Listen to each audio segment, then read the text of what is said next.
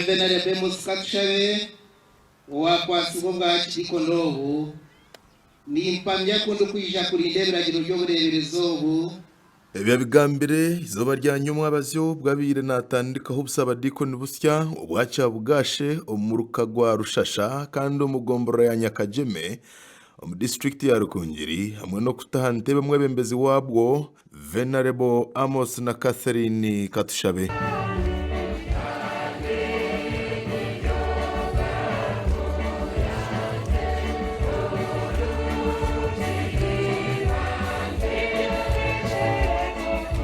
Yakora no kutongoza obusaba Dikonobu obuturani mwenda bukabushaba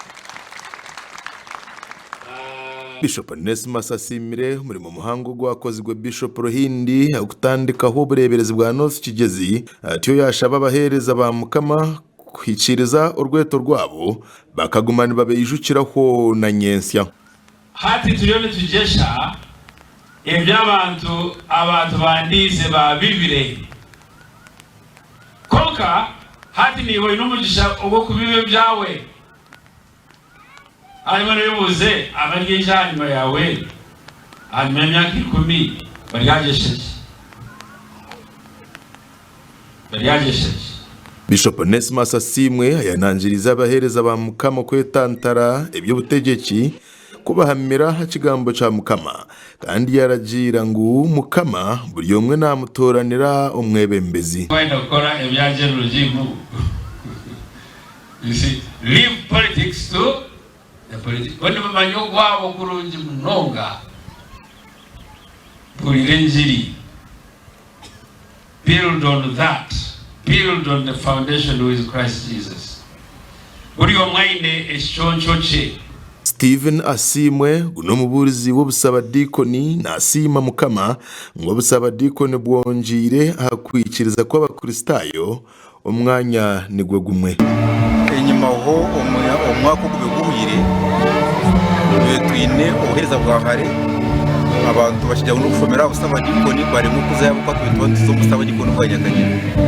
oka kuyaba tuhereza sendeje aho barkwetera gufomera busaba dikoni abantu nibije mu namba mpango kandi ikintu cy'utekateka mu mwakerebera kabanyamakuru bo abakristayo bekaneseji basimira Mukama bwo kutunga busaba dikoni ububine mw'amasikongo nibuza kongera hakwikiriza kw'abantu no kushemerwa munonga abusha bahirizo kandi shima Bishop wit busaba dikoni ndi umuntu wetenga kuba atunga busaba dikoni wazakanirwa muno we twatugira ubusaba dikoni washemerwa munonga ahubwo hari umukingi munonga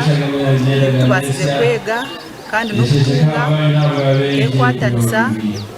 hamwe n'enkurakurana muhereza kandi hamwe no mukorera Mukama